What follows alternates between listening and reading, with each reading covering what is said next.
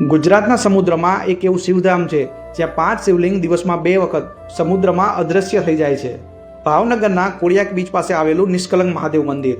માન્યતા અનુસાર મહાભારતના યુદ્ધ બાદ પાંડવો પોતાના જ સગા સંબંધીઓ અને ગુરુજનોની હત્યાથી ખૂબ દુઃખી હતા. ત્યારે શ્રી કૃષ્ણે તેમને એક કાળી ગાય અને કાળો ધ્વજ આપ્યો અને કહ્યું, જ્યાં આ બંનેનો રંગ સફેદ થઈ જાય ત્યાં તમારા પાપનો પ્રાયશ્ચિત પૂર્ણ થશે.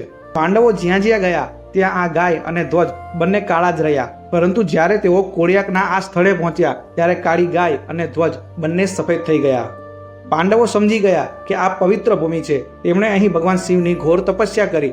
માન્યતા છે કે તેમની ભક્તિથી પ્રસન્ન થઈને ભગવાન શિવ 5 અલગ અલગ શિવલિંગ સ્વરૂપે પ્રગટ થયા અને એટલે આ સ્થળનું નામ પડ્યું નિષ્કલંક મહાદેવ, એટલે કે કલંક રહિત. આ 5 શિવલિંગ આજે પણ સમુદ્રમાં આવેલા છે.